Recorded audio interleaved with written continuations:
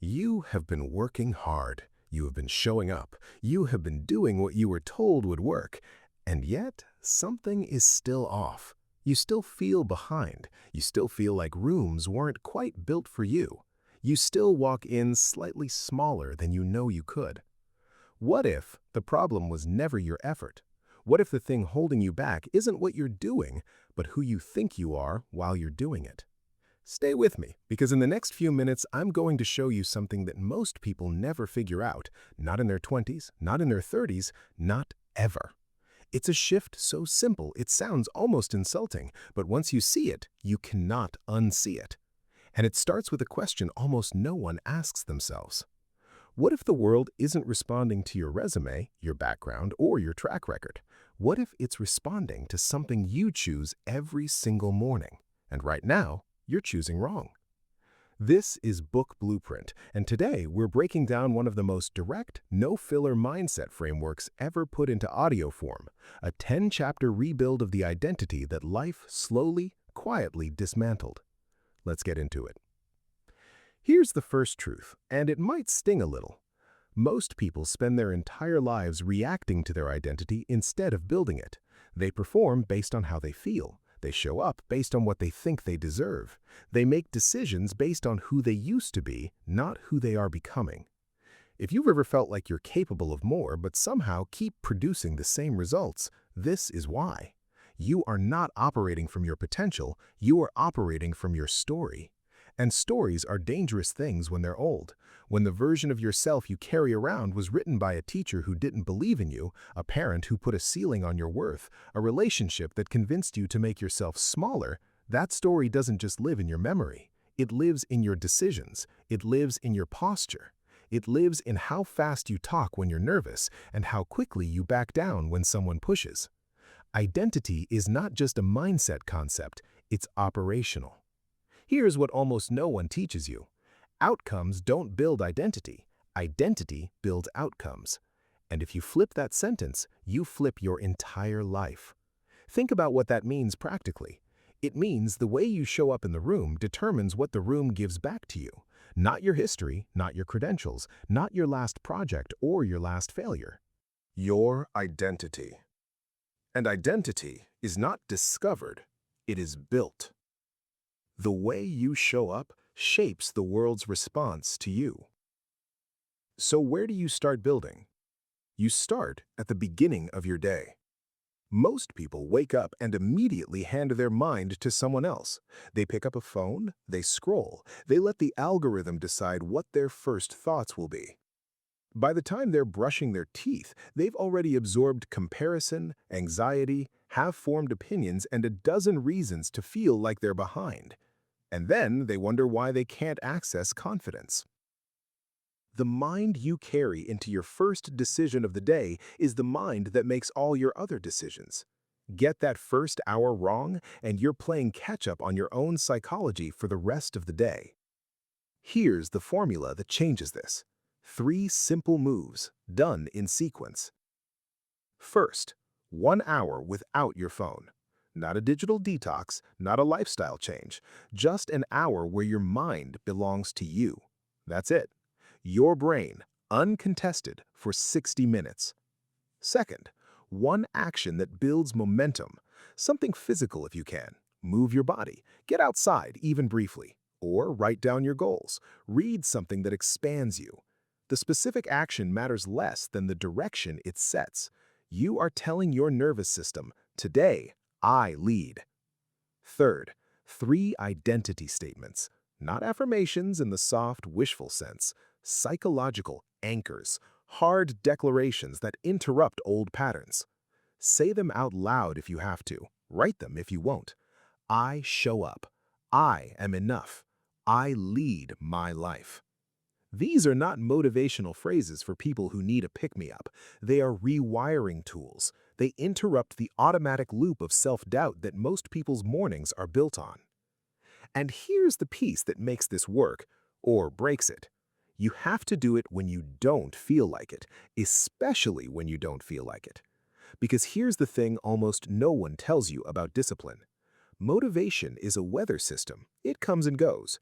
It has nothing to do with the quality of your decision and everything to do with what you ate, how you slept, what your last conversation was about. Identity is a structure. It stands regardless of the weather. Identity outlasts motivation. Identity outlasts mood. Identity outlasts fear. The strongest version of you isn't the version that feels good. It's the version that shows up anyway. Now let's talk about standards and why most people confuse having standards with being difficult. Standards are not walls you put up to keep people out. Standards are the internal language that tells your mind what is acceptable in your own life. They define what you will tolerate in how you speak to yourself, how you use your time, how you take care of your body, how you follow through on the commitments you make to yourself, not just to others. Here's what happens when standards drop. The decisions drop with them, automatically. You don't have to make a conscious choice to become less, you just do, because the floor moved. And here's what happens when standards rise. The decisions rise, the actions rise, the quality of your thinking rises. Because when your identity is set to a higher frequency, mediocre decisions feel foreign. They create friction. They feel wrong. That friction is the system working. Most people think their problem is discipline. They think they need more willpower, more motivation, more of something from outside themselves. But the real problem is usually this. Their standards are so low that poor decisions feel normal. Raise the standard. Change the baseline. Watch what happens to the behavior. Consistency isn't glamorous. Nobody is making highlight reels of their 5th week of showing up when nothing exciting is happening. But the 5th week is where identity gets built. The 10th week, the days that feel pointless. Those are the days that matter most. You could have the strongest identity in the world and still not access it if your mind is too loud to hear it. And most people's minds are absolutely deafening. Here's the mechanism. Every input you absorb changes the shape of your thinking. Every scroll, every notification, every opinion you let in from someone who has nothing invested in your future, all of it adjusts the calibration of your mind. Not dramatically, slowly, one micro-adjustment at a time. And the cumulative effect is a mind so full of other people's noise that you can no longer hear your own direction. You start mistaking the algorithm's urgency for your own. You start mistaking comparison for motivation. You start mistaking other people's highlight reels for a report on your own progress. If you've ever spent 20 minutes on your phone and come away feeling worse about your life for no clear reason, you already know what this feels like. The overwhelm you feel is not weakness, it's overstimulation. The two feel identical from the inside, but the solution is completely different. Willpower won't fix an overstimulated mind. The only thing that fixes an overstimulated mind is taking control of what enters it. This is the part that sounds extreme until you try it. Then it sounds obvious.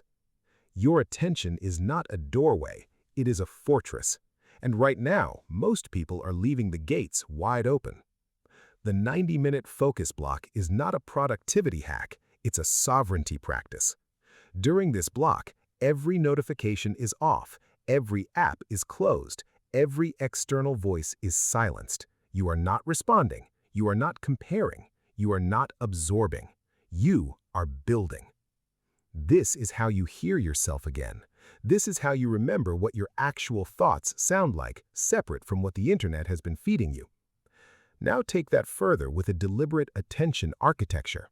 3 sources that build you, 3 sources you return to consistently, a mentor's work, a philosophy that has shaped your thinking, a body of knowledge that directly serves who you are becoming. These get unlimited access to your mind. And then the list that most people resist, the 5 sources that consistently weaken you. Not because they're evil, not because you hate them, simply because when you consume them, you come away smaller than before. Accounts that trigger comparison, voices that activate anxiety, platforms that pull your attention into chaos and give nothing useful back. Here's a test. Before you open something, ask, does consuming this consistently make me think more clearly about my own life or less? If the answer is less, that's your list. But there's a harder cut than content. Some people love the version of you that stays stuck, not out of malice usually, out of comfort. Because when you grow, you implicitly call out their stillness. When you rise, you make their own stagnation visible to them. When you change, their version of who you are becomes obsolete, and that can feel threatening. So they'll question your ambition. They'll call it arrogance. They'll remind you of every time something didn't work out and call it wisdom. Protecting your mental environment is not cruelty, it is clarity.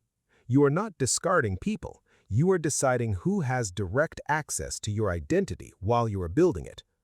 The strongest mind surrounded by weakening energy will always underperform, not because the mind is weak, because the environment is louder.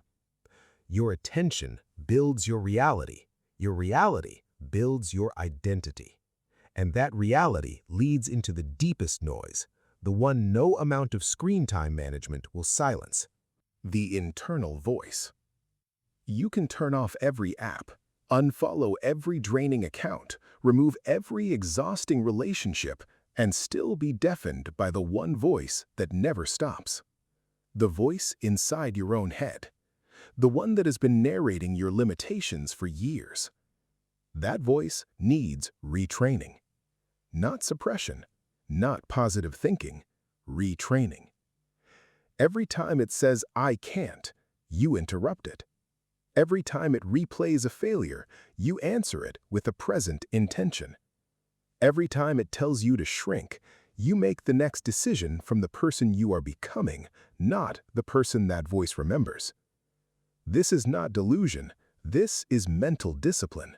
And it is the difference between being led by your history and being led by your direction. Here is the most counterintuitive thing this framework teaches, and it is also the most important. The world doesn't support you first and then you believe in yourself. The world follows your lead. You believe first, the world adjusts second. Every single time. This sounds like motivational poetry, but it's actually mechanics. Think about how belief works in practice. When you walk into a conversation already convinced that what you have to say has value, people hear it differently.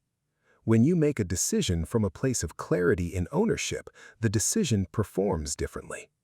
When you pursue a goal with the energy of someone who fully expects to arrive, the path opens in ways it doesn't for someone who is waiting for permission to want it. Identity creates reality, not the other way around. Most people are waiting for evidence before they believe, but evidence only arrives for people who believed without it. This is the loop that separates potential from outcome. So how do you build belief without evidence? You create the evidence yourself, deliberately, starting small. Every day, record one action that moved you toward your goal. One, not a milestone, not a breakthrough, an action. A call you made, a page you wrote, a conversation you had, a choice you made that the older version of you would have avoided.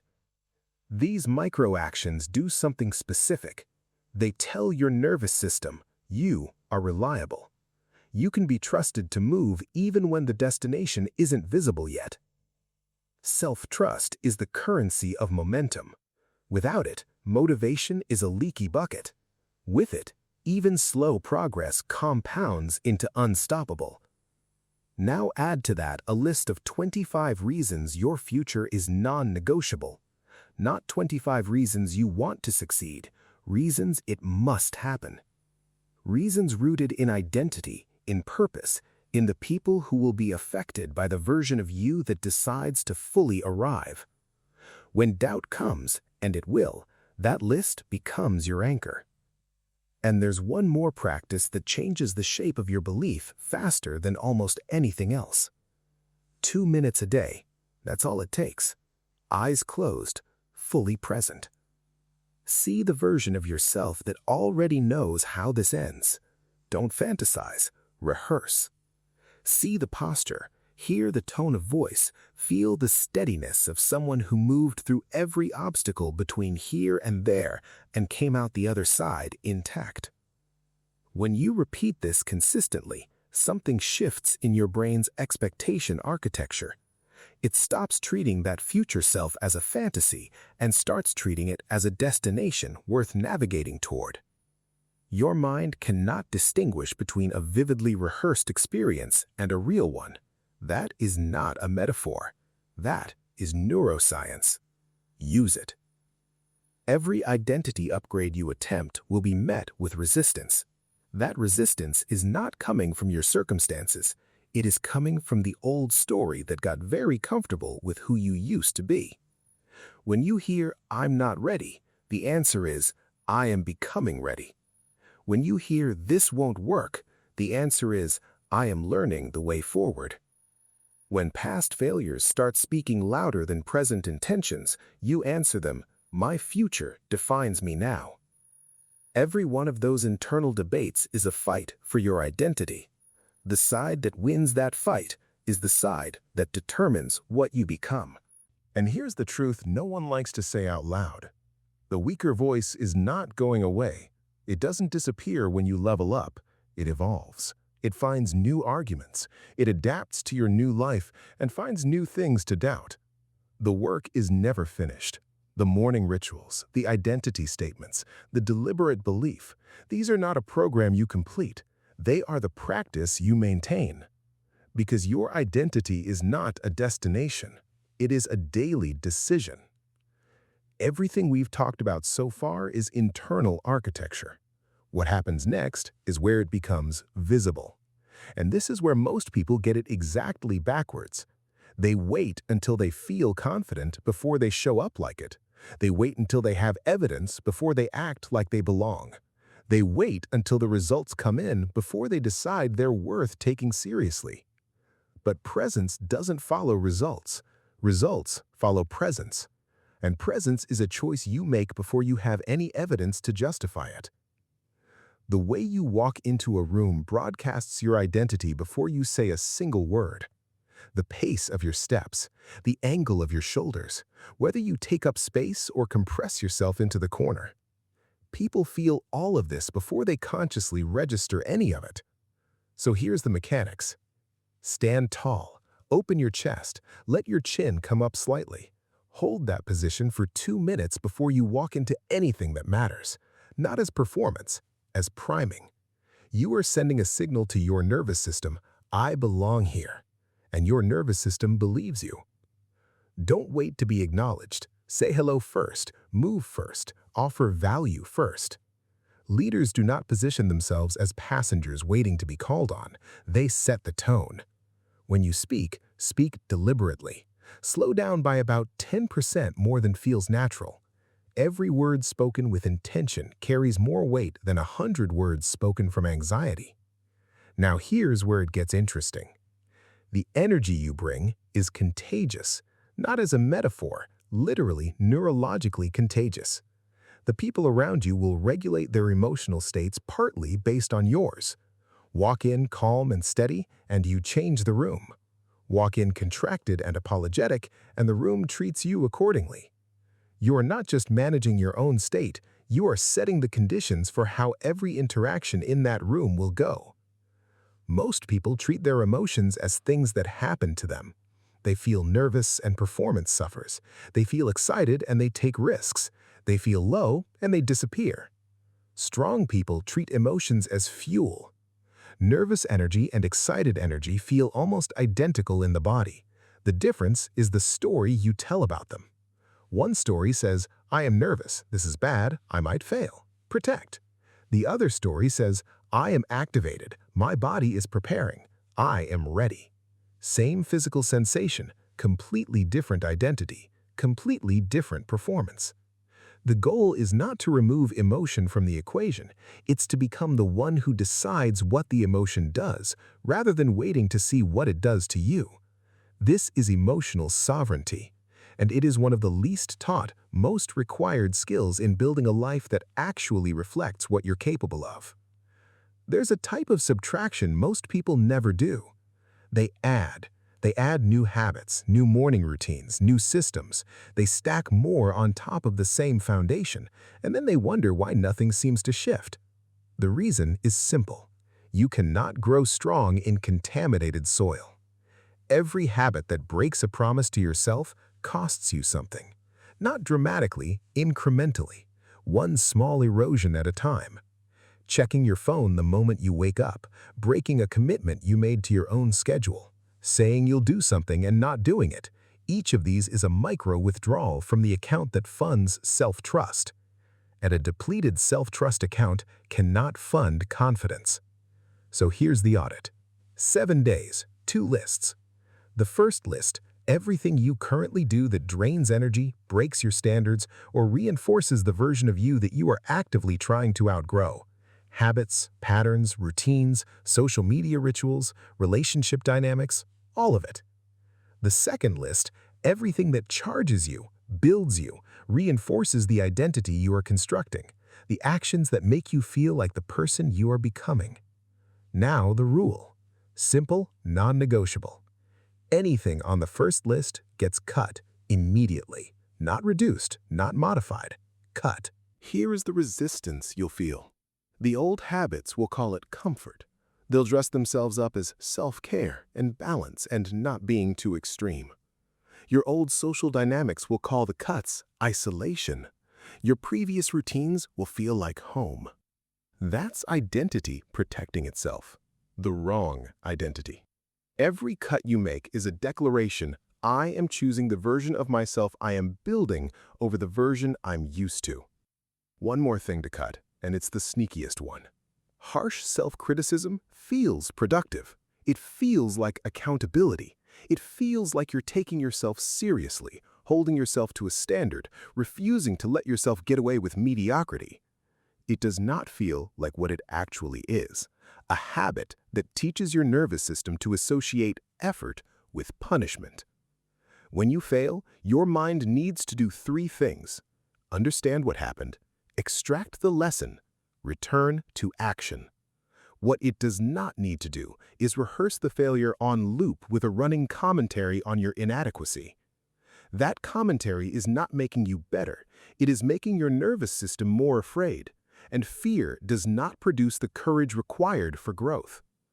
Speak to yourself the way you would speak to someone you genuinely believe in, not because you've earned the kindness, because the kindness is the mechanism that allows the growth. We're getting to the part most people avoid. Because ownership is uncomfortable. It means no more story about circumstances, no more explanation rooted in timing or background or what someone else did or didn't do.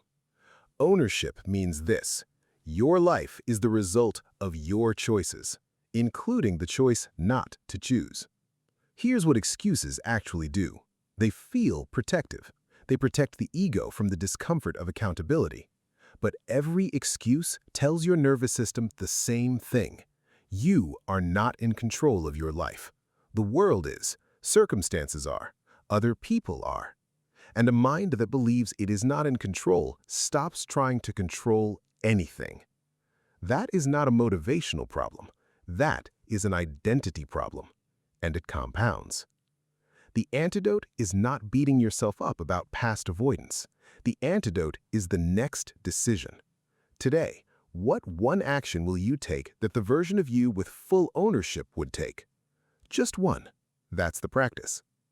Over time, one decision becomes a pattern becomes a default becomes identity.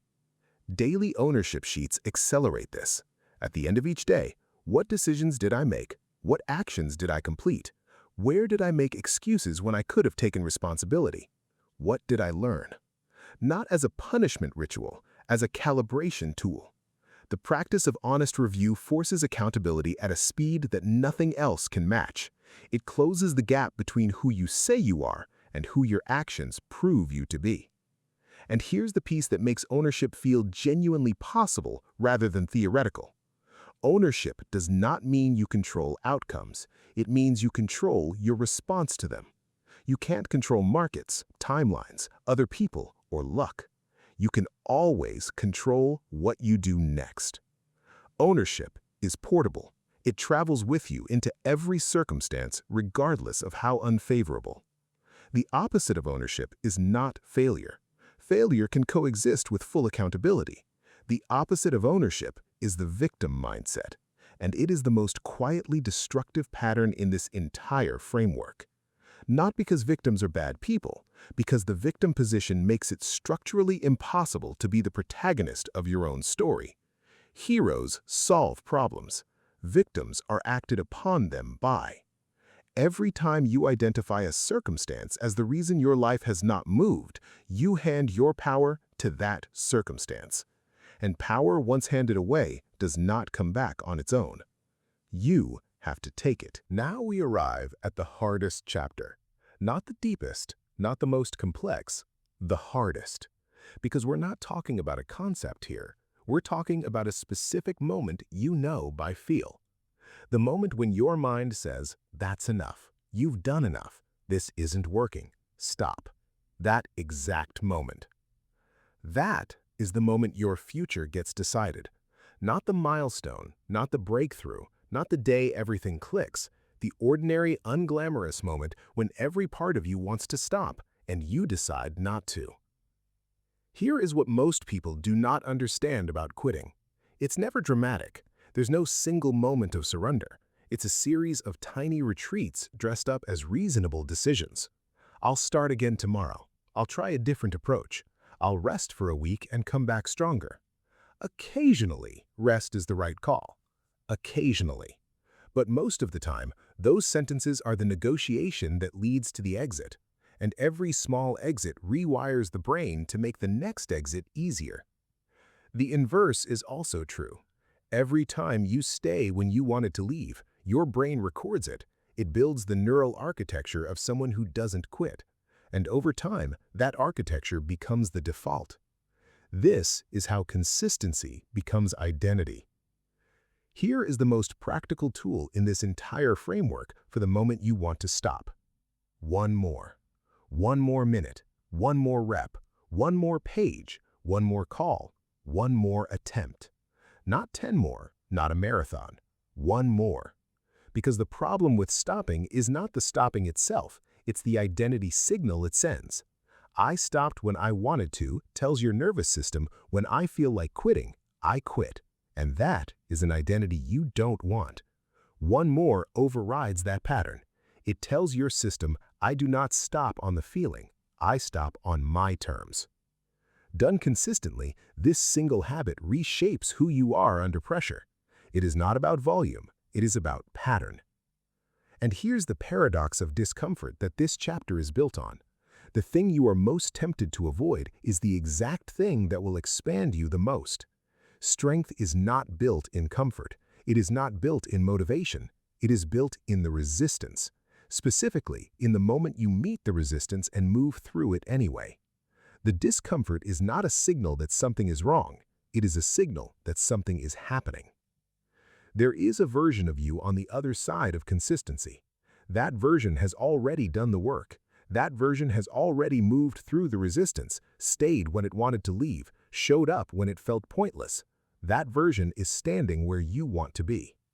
Every choice you make is either a message to that version of you, I'm coming, or a message that says, maybe not yet. Loyalty to your future self is the frame that makes persistence feel like something other than suffering. It converts discipline from a punishment into a form of care. You are not grinding, you are building. You are not sacrificing, you are investing. The return is not in the discomfort. The return is in who you become on the other side of it. Here is the season that breaks most people who have done everything else right. The invisible season. You're showing up, you're consistent, you haven't quit, you've cut the noise, built the morning ritual, owned your decisions, pushed through the resistance, and nothing seems to be happening. Not a plateau, an absence, no feedback, no evidence, no visible sign that anything you're doing is working. This is the season that separates people who eventually arrive from people who quietly disappear. And the difference is almost never talent or strategy. It is the capacity to trust before you can see. Here's the truth about invisible seasons. The most important changes almost always happen before you can see them. Roots grow before the tree rises. The foundation forms before anything stands on it. Your character develops long before your circumstances reflect it. You are growing even when the results are silent. The mistake most people make in the invisible season is switching. They switch methods, switch goals, switch approaches. They restart. And because they restart every time uncertainty arrives, they never build compounding depth. They keep beginning. They never accumulate. Compounding requires continuity. You cannot compound what you keep resetting. Trust is a discipline here, not an emotion. It is the act of showing up despite the absence of evidence, not because the evidence doesn't matter, but because you understand the lag between input and output. Here is a practical reframe that changes everything in the invisible season. Stop measuring external results. Start measuring internal decisions. Did you do the work today when you didn't feel like doing the work? That's a data point. Did you keep the promise you made to your schedule? That's a data point. Did you push through the moment you wanted to stop? Data point. The scoreboard you can see is temporary. The foundation you're building is not. Results are nonlinear. They are unpredictable. They will not arrive on your timeline, but your discipline can be linear. Your consistency can be predictable. Your standards can hold even when your outcomes don't reflect them yet. People who only show up when they're winning will never win long enough. And one more reframe for the invisible season that changes the emotional experience of it entirely. You are not behind, you are becoming. You're building something you've never built before. Of course it takes time you don't have a reference point for. Of course the timeline feels unfamiliar. You've never been here before. Stop comparing your beginning to someone else's middle. The only comparison that matters is between today's version of you and yesterday's. And that comparison, if you're honest, almost always shows movement. There is a specific failure pattern that shows up just as people start to gain real traction. They dilute. Not by quitting, not by failing, by spreading. A second project here, a new opportunity there, a commitment that sort of relates to the goal, but not really. And slowly, the vision that was once sharp becomes blurry. You cannot build two futures at the same time. You can explore, you can experiment, but at some level, you have to choose the thing and give it the undivided version of you. Focus is a multiplier. A fractured focus produces fractured results. An aligned focus, where your daily actions, your relationships, your information diet, and your mental rehearsal all point in the same direction, produces results that feel almost disproportionate to the effort. The vision board is not a decoration for ambitious people. Used properly, it is a functional alignment tool. 4 sections: why, who, what, daily 3. Why is the emotional anchor. The reason this goal is non-negotiable, the reason you'll still move toward it on the days nothing feels worth it. Who is the identity, the specific traits, habits, posture, and way of operating that the version of you who achieves this actually embodies.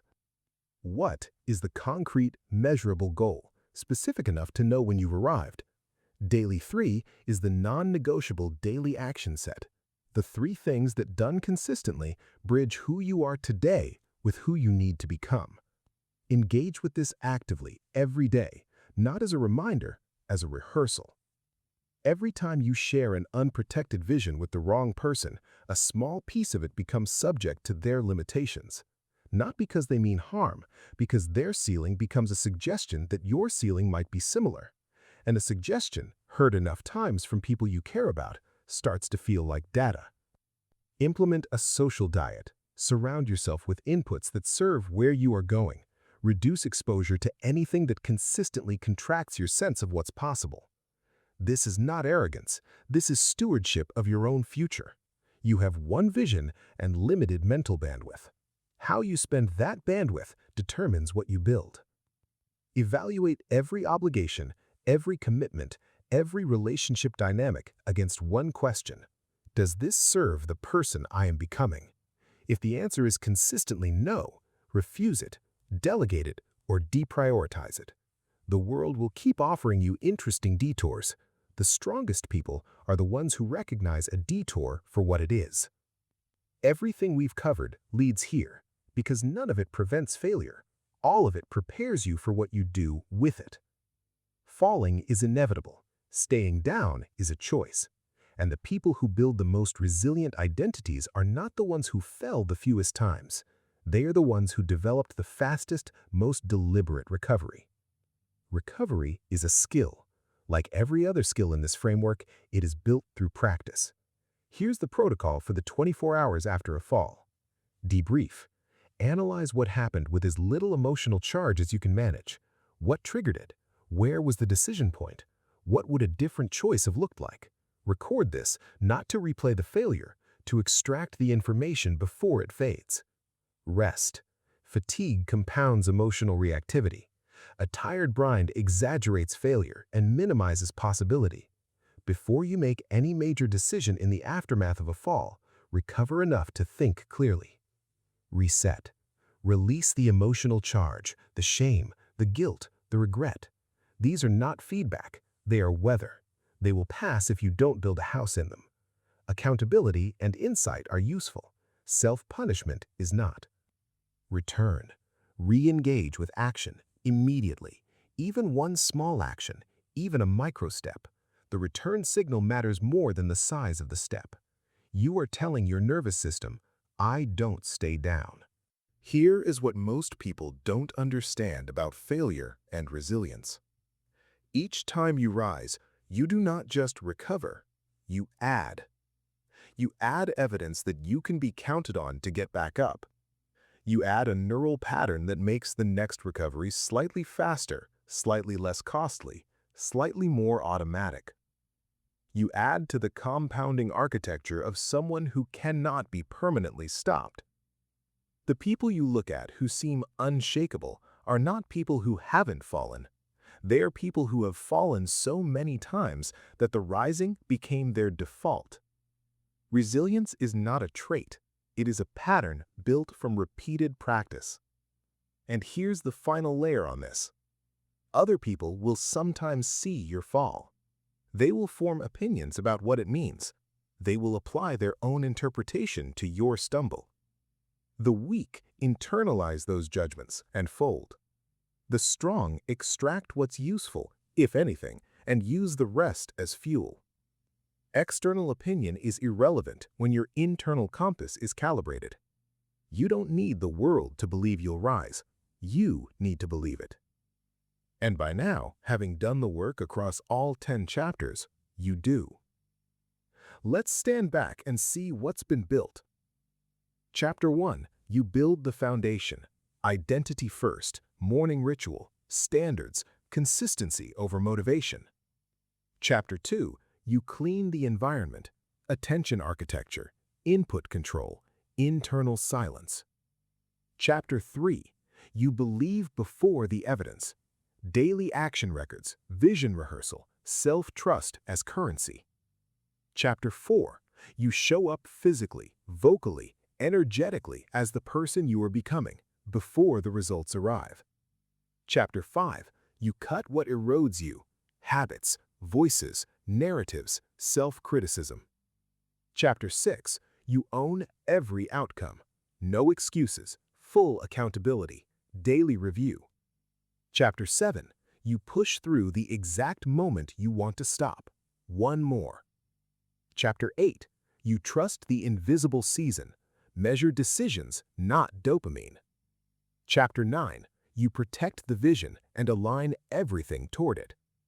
Chapter 10, you fall, you rise, you add to the architecture of someone who cannot be permanently stopped. That's the framework. That's the rebuild. But frameworks don't change lives. Application does. So let me ask you the question that most people avoid, the one that separates people who listen from people who actually shift. What is the one thing right now that the strongest version of you would do differently starting tomorrow. Not a list, one thing. Because the identity you're building doesn't care about ambition. It cares about what you do next. So, what is it? If this landed, it's because something in here already matched what you knew to be true about yourself, something you hadn't quite heard put this clearly before. That recognition is the starting point. If you're serious about building on it, if this is the kind of content that makes you think and not just feel good, then Book Blueprint is the right place to be. Hit like and subscribe to Book Blueprint.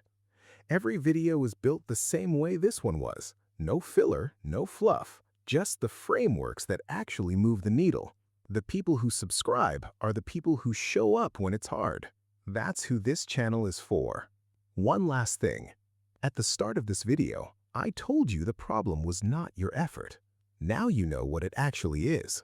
It's the identity you carry into the effort. And identity, every single chapter of this framework proved it, is a decision you make every morning, every time you want to quit, every time you fall, every time you walk into a room.